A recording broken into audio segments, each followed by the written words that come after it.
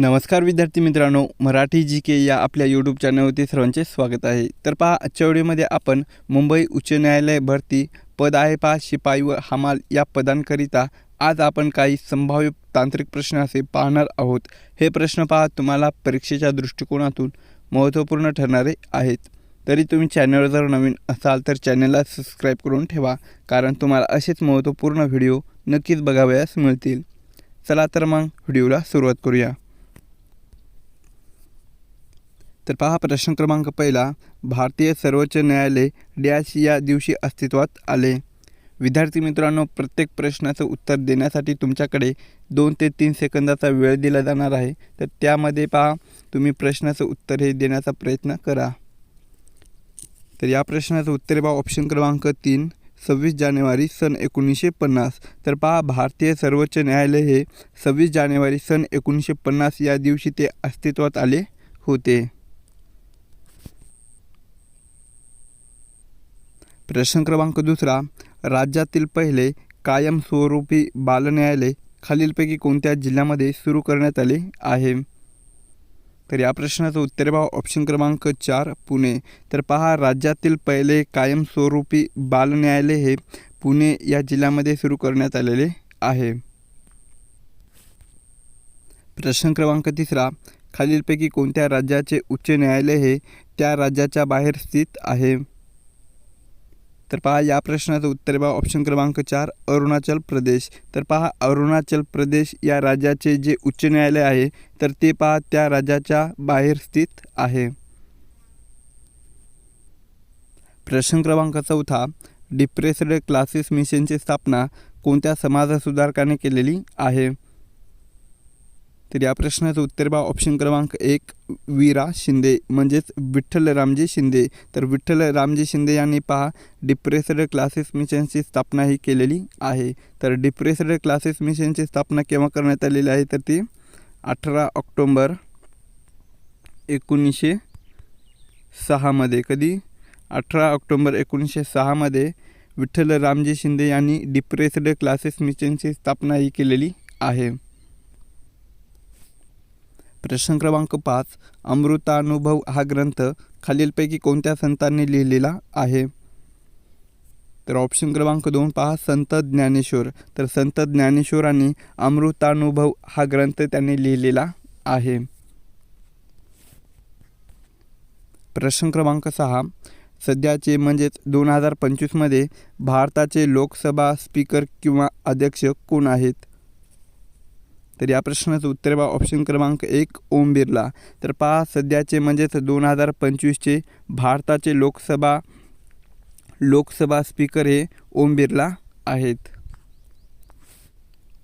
प्रश्न क्रमांक 7, Ramon Magsaysay पुरस्कार मिळवणारे पहिले महाराष्ट्रीयन व्यक्ती खालीलपैकी कोण आहेत? तर या प्रश्नाचं उत्तर पहा ऑप्शन क्रमांक 2, आचार्य विनोबा भावे। तर पहा, रॅमन मॅगसेसे पुरस्कार मिळवणारे पहिले महाराष्ट्रीयन व्यक्ती कोण आहेत? तर ते आचार्य विनोबा भावे आहेत। तर रॅमन मॅगसेसे पुरस्काराची सुरुवात केव्हा झालेली आहे? तर ती 1957 मध्ये। कधी? 1957 मध्ये रॅमन मॅगसेसे पुरस्काराची सुरुवात ही झालेली आहे। तर 2025चा रॅमन मॅगसेसे पुरस्कार कोणत्या संस्थेला मिळालेला आहे? तर ते एज्युकेट गर्ल ग्लोबली या संस्थेला रॅमन मॅगसेसे पुरस्कार 2025 हा मिळालेला आहे। प्रश्न क्रमांक 8, समृद्धी महामार्ग खालीलपैकी कोणत्या जिल्ह्यातून जात नाही? तर या प्रश्नाचं उत्तर पहा ऑप्शन क्रमांक 3, अकोला। तर अकोला या जिल्ह्यामधून समृद्धी महामार्ग हा जात नाही। तर पहा, नागपूर, अमरावती आणि बुलढाणा काय आहे? नागपूर, अमरावती, बुलढाणा या जिल्ह्यातून समृद्धी महामार्ग हा जातो। प्रश्न क्रमांक 9, विधवा विवाहोत्तेजक मंडळाची स्थापना खालीलपैकी कोणी केलेली आहे? तर या प्रश्नाचं उत्तर पहा ऑप्शन क्रमांक 1, महर्षी धोंडो केशव कर्वे। तर पहा, महर्षी धोंडो केशव कर्वे यांनी पुणे या ठिकाणी पुणे या ठिकाणी विधवा विवाहोत्तेजक मंडळाची स्थापना ही केलेली आहे। प्रश्न क्रमांक 10, इंग्लंडच्या संसदेचे पहिले भारतीय सदस्य कोण होते? तर ऑप्शन क्रमांक 2 पहा, दादाभाई नौरोजी। तर दादाभाई नौरोजी हे पहा इंग्लंडच्या संसदेचे पहिले भारतीय सदस्य होते. प्रश्न क्रमांक 11. भारताच्या सरहद्दीला लागून असलेल्या देशाची संख्या किती आहे? तर या प्रश्नाचं उत्तर पहा ऑप्शन क्रमांक 4 7.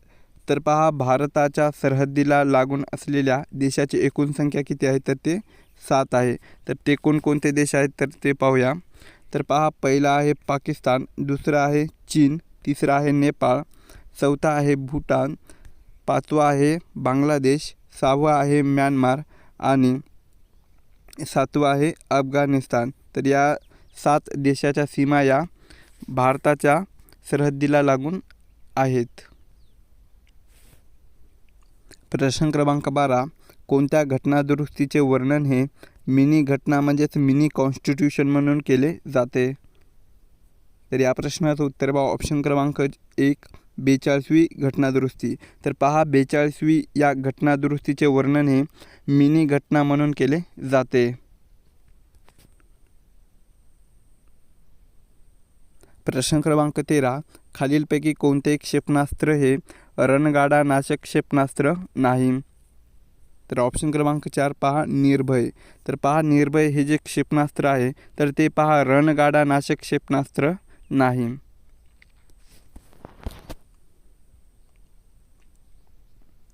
प्रश्न क्रमांक 14. कथक हा कोणत्या भारतीय राज्यातील शास्त्रीय नृत्य प्रकार आहे?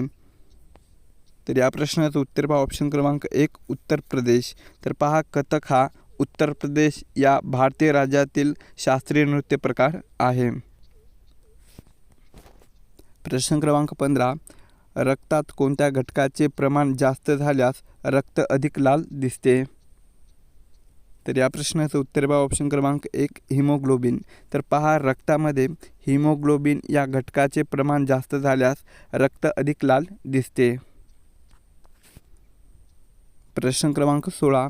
भारतीय राज्यघटनेत मूलभूत कर्तव्य हे कोणत्या परिच्छेदामध्ये विस्तृत आहे? तर ऑप्शन क्रमांक 2 पहा 51 तर भारतीय राज्यघटनेमध्ये पहा मूलभूत कर्तव्य हे 51 या परिच्छेदामध्ये विस्तृत केलेले आहे. प्रश्न क्रमांक 17.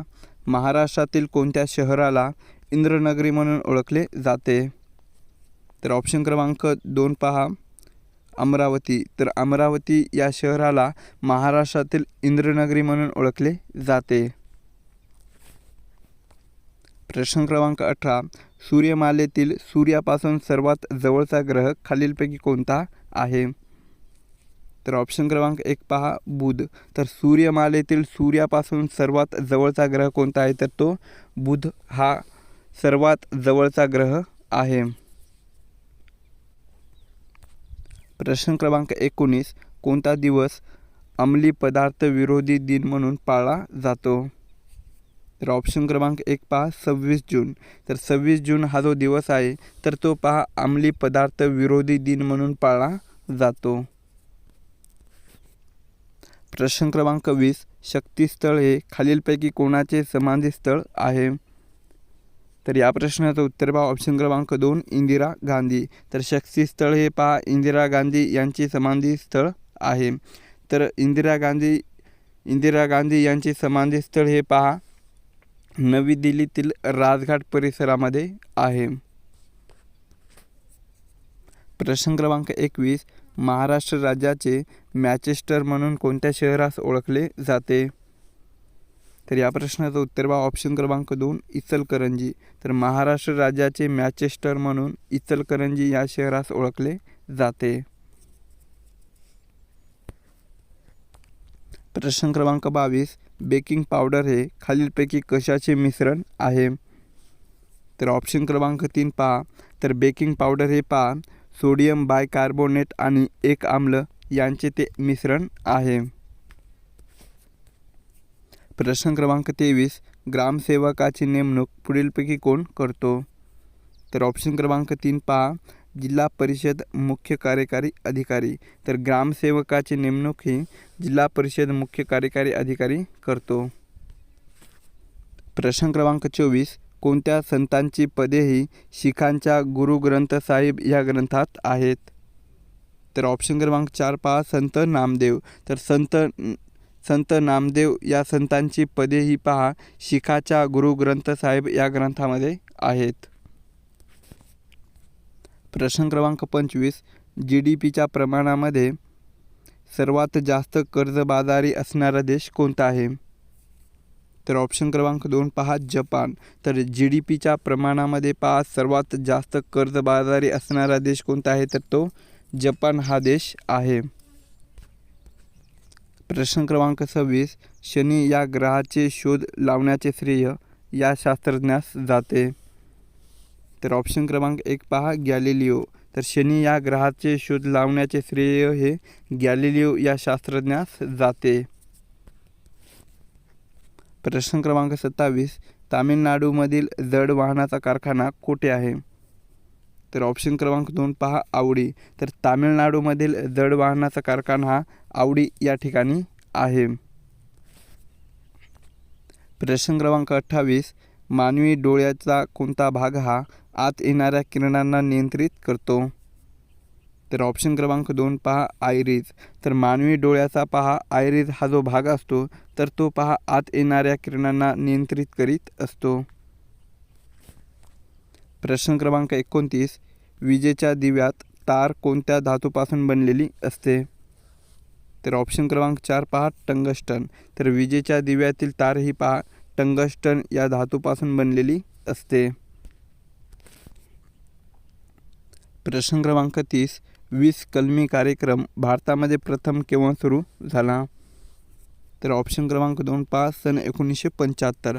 तर 20 कलमी कार्यक्रम हा भारतामध्ये पहा सन 1975 या वर्षी तो सुरू झालेला होता. प्रश्न क्रमांक 31 भूपटलाच्या सर्वात वरच्या थरास काय म्हटले जाते? तर ऑप्शन क्रमांक 1 पहा सियाल. तर भूपटलाच्या सर्वात वरच्या थरास सियाल असे म्हटले जाते.